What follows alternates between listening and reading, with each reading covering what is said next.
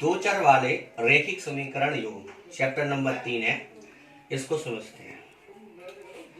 देखिए ये क्या लिखा है यहाँ पर, दो चर, यानी चर कितने हैं, दो।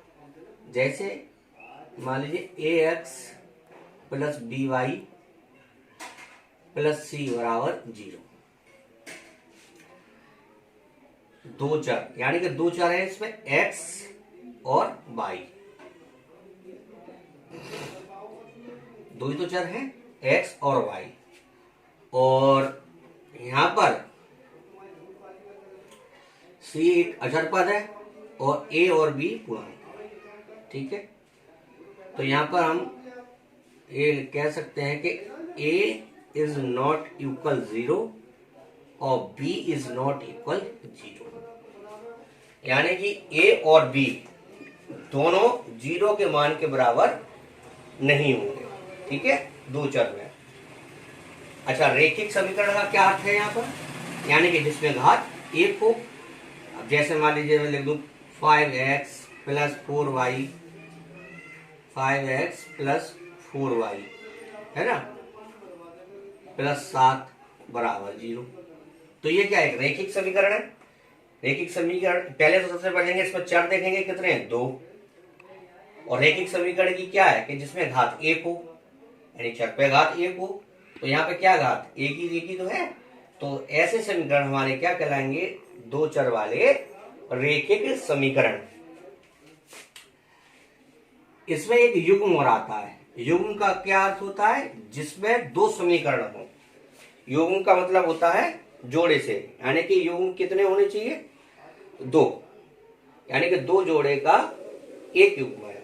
जैसे आप जैसे मान लीजिए ये है और दूसरा मान लो मैं ये लिख दूं समीकरण, है ना, तो कितने हो गए, दो युग्म हो गए।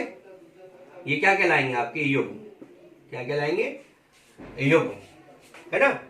तो दो चर वाले और रैखिक समीकरण का जो व्यापक रूप होगा वो ये होगा आपका a x plus b y plus c बराबर 0, ठीक है। इसी क्रम में एक्सरसाइज आपकी 3.1 शुरुआत करते हैं।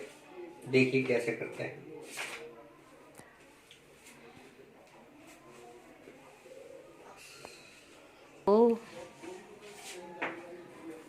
देखिए पहला क्वेश्चन है, आफ्ताब अपनी पुत्री से कहता है 7 वर्ष पूर्व मैं तुमसे 7 गुनी आयु का था, अब से 3 वर्ष बाद मैं तुमसे केवल 3 गुनी आयु का रह जाऊंगा। क्या ये मनोरंजक है, इस स्थिति को बीजगणितीय एवं ग्राफीय रूप में व्यक्त कीजिए। ठीक है, सबसे पहले तो हमें इस स्थिति को किस में निकालना है, बीजगणितीय रूप में, और फिर हमें इसका ग्राफ बनाना है। ठीक है, अब देखो सॉल्व करते हैं इसे। माना आफ्ताब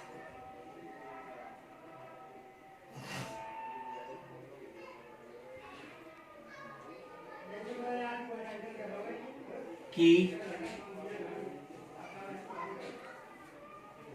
वर्तमान आयु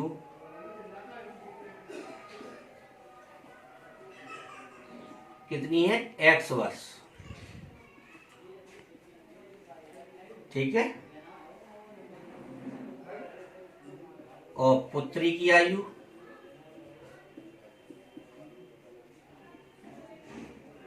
वर्तमान आयु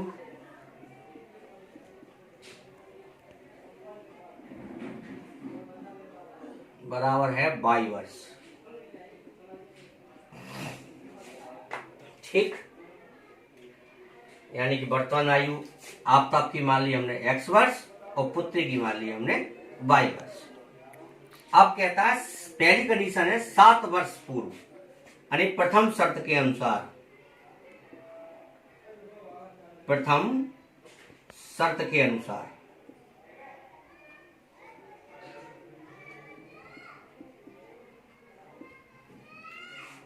7 वर्ष पूर्व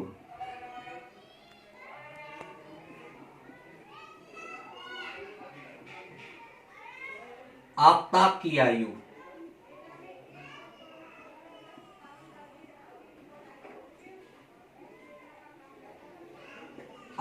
अब देखो क्या होगी, x माइनस 7 वर्ष।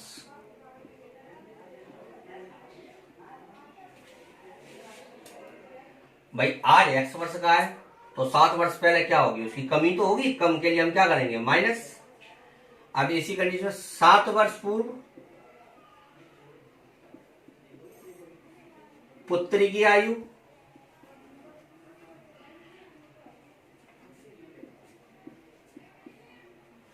कितनी होगी, ये भी कम होगी, 7 वर्ष,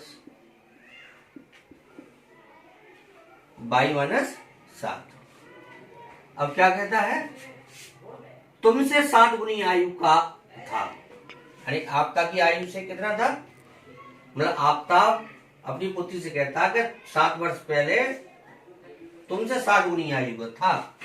तो यहां पर हमने क्या लिखा, x माइनस 7 बराबर कितने था, 7 गुनी, यानी 7 का गुणा कर दो उसमें पुत्री में। तो देखो क्या निकल गया आगे,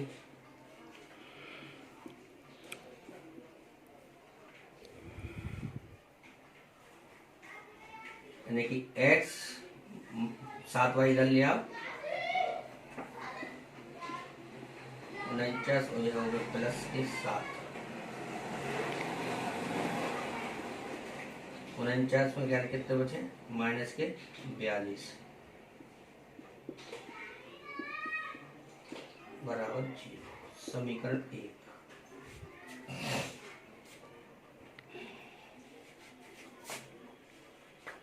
ठीक है, ये बना। अब दूसरी शर्त के अनुसार, दूसरी शर्त के अनुसार, शर्त के अनुसार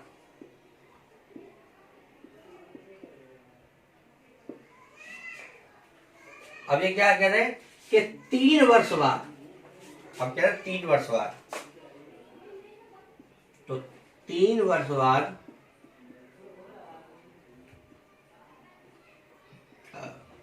आफताब की आयु,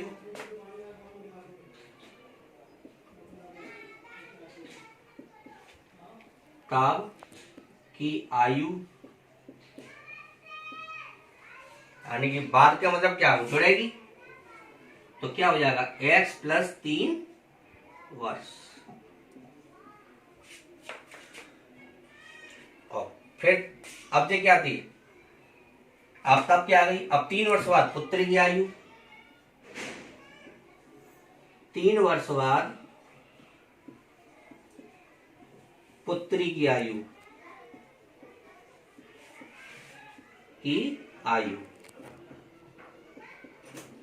पुत्री हो जाएगी 22 प्लस 3 वर्ष।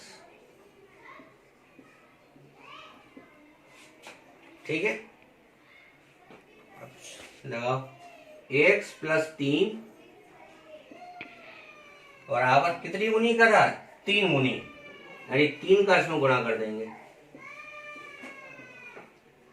तो x प्लस 3 बराबर 3y प्लस 9, तो x माइनस 3y बराबर 9 माइनस 3,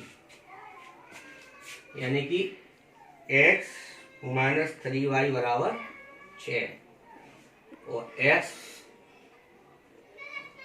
माइनस 3y और माइनस 6 बराबर 0।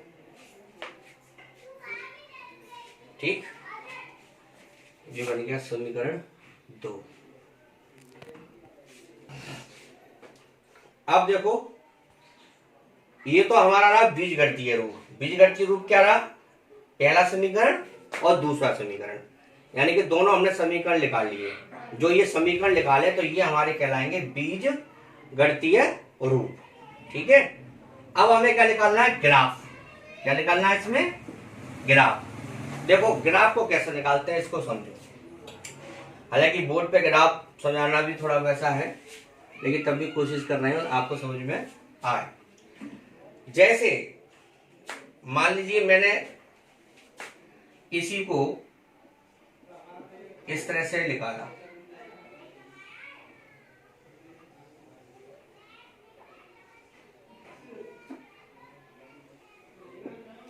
यानी कि ये y की वैल्यू और ये x की वैल्यू,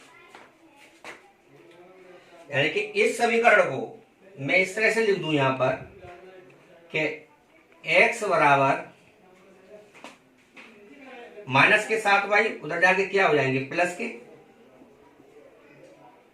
और ये प्लस के तो उधर जाके माइनस के, यही तो हो जाएगा x बराबर 7y माइनस 42। ठीक है, तो देखो अगर मैं y की वैल्यू यहां पर 6 रख दूं, यहां y की वैल्यू है तो यहां मैं 6 रख दूं, तो 6 7 42, 42 में से 42 के तो कितने बचे 0, 6 0 हो जाएंगे, यानी 0,6। और मान लीजिए मैं y की वैल्यू 7 रखूं तो 7 7 49, तो 49 यानी कि y वैल्यू कितनी है 7, 49 में से 42 गए तो कितने बचे 7, ये हो गया, है ना। अब इसी तरह से मान लो मैं इस समीकरण को निकालता हूं,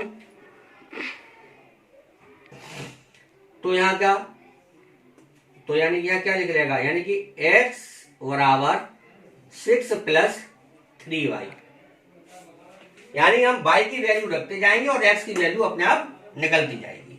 बस इस चीज पे हमें यहां पर ध्यान देना है। अब जैसे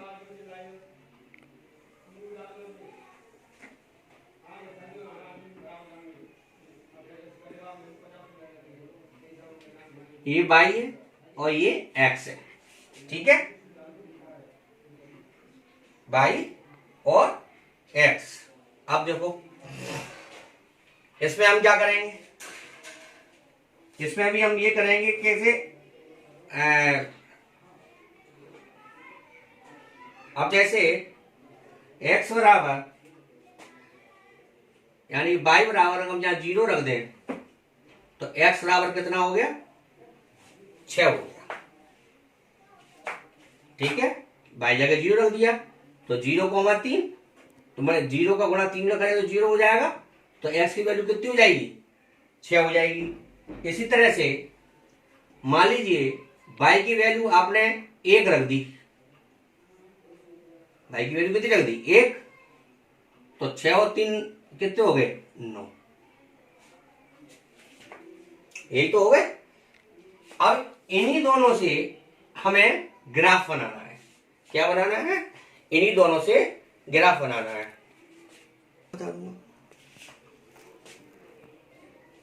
हाँ देखो अब इसका हमने इसी क्वेश्चन का हमने ये ग्राफीय विधि से हल किया, तो ये ग्राफ बोर्ड पर बताना थोड़ा मुश्किल था, तो ग्राफ पेपर पर हमने इसका ये ग्राफ तैयार कर दिया था, ठीक है। ये x dash by y dash, ठीक है।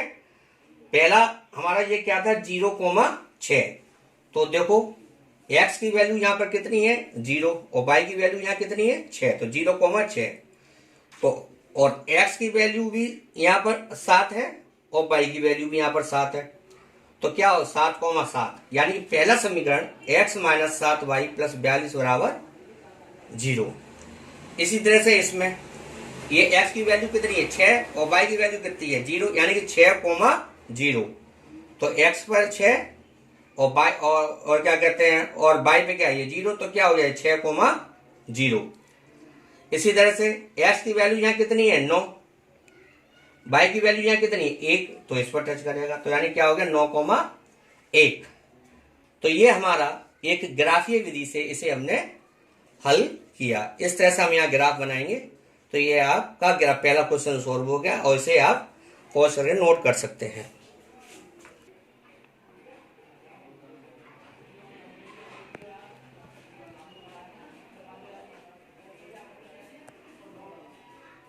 इसी प्रश्नावली का क्वेश्चन नंबर 2 है, वो मैं उतार नहीं रहा कुछ, तो मैं सारा समय लग जाता है, आप पे सब बुक्स हैं ही, बोले तो मैं इसकी प्रश्नावली की इसकी मैं फोटो खींच के एक व्हाट्सएप पर डाल दूंगा आप लोगों को।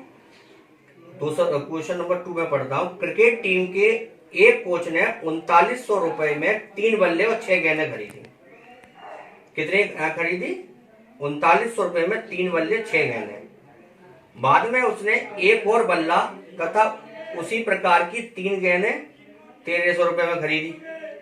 ठीक है, यानी कि एक बल्ला और 3 गेंदें 1300 रुपए में खरीदी। तो देखो, माना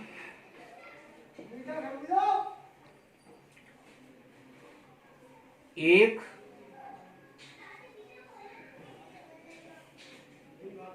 बल्ले का मूल्य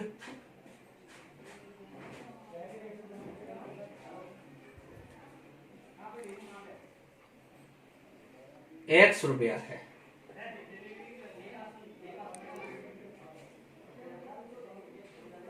और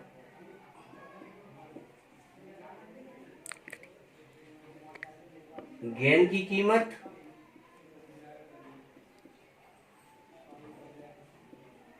₹22 है। तो अब क्या करा है? 3900 रुपए में 3 बल्ले और 6 गेंदें खरीदी। यानी कि प्रथम शर्त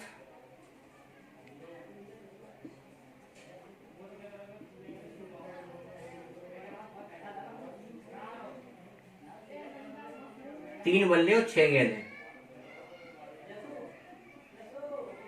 3 बल्ले और 6 गेंदें का मूल्य 339 रुपए है।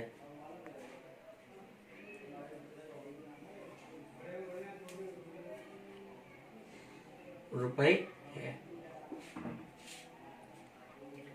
तो यानी कि 3x प्लस 6y बराबर 3900।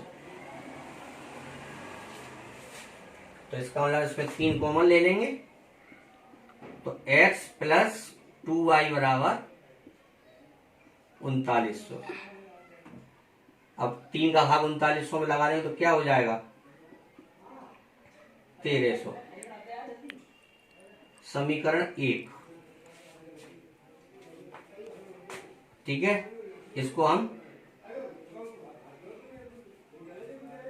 इस तरह से लिख सकते हैं।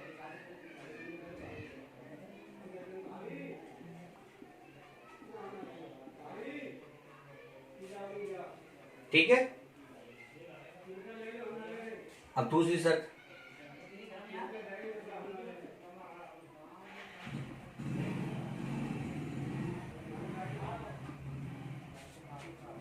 दूसरी शर्त क्या है? 3 गेंद, अब एक बल्ला और 3 गेंदें 1300 रुपए में खरीदी।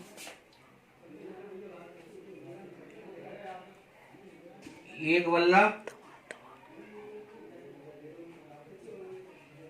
और 3 गेंदें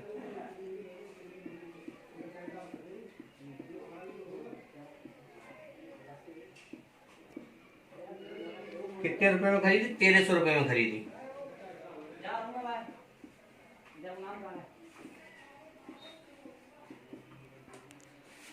तो एक बल्ला क्या है?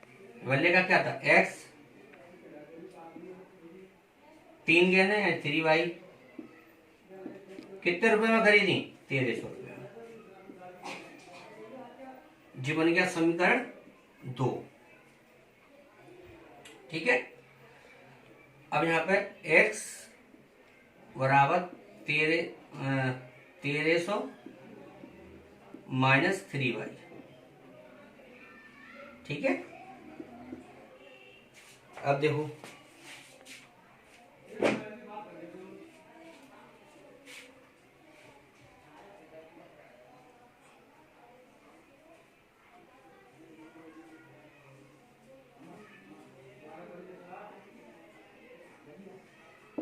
देखो पहले समीकरण को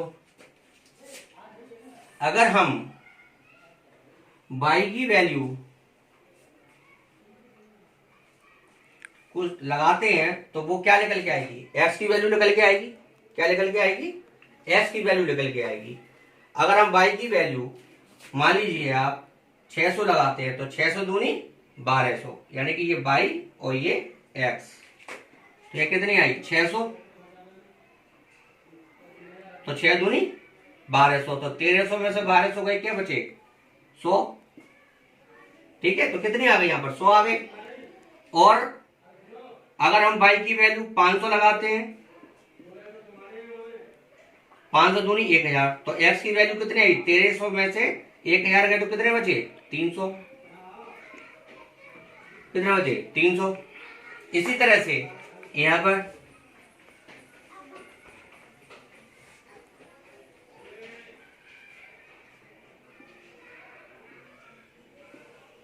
x y और यहाँ x, अगर मैं यहाँ पर y की वैल्यू 400 लगा दूं तो यहाँ कितना हो जाएगा 4 तिया 1200, 1300 में से 1200 का क्या बचे 100।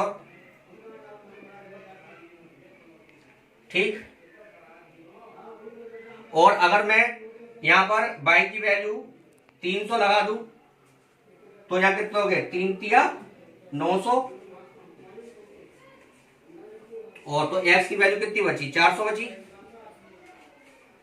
ठीक है, अगर मैं y की वैल्यू 300 लगाऊं, 300 तिया 900, तो 1300 में से 900 गए, क्या बचे 400 तो बचे हैं, तो ये आ गए। अब इसी का अब मैं आपको ग्राफीय विधि से हल करके बता रहा हूं। तो ग्राफ एक्चुअली मैं बना के रखा था, क्योंकि बोर्ड पे ग्राफ बनाने में दिक्कत होती, तो इससे आप समझ भी जाएंगे। देखिए जैसे ये है,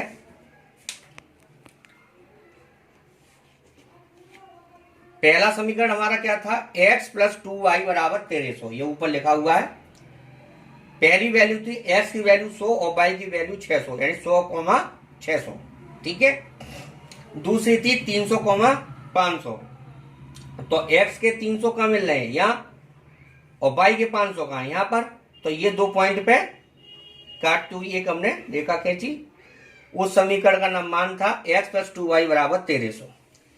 इसी क्रम में दूसरा आपका है x प्लस 3y बराबर 1300, x प्लस 3y बराबर 1300, यानी कि x की वैल्यू 100 और y की वैल्यू 400, तो 100 तो यहां पर है और ये 400 पे।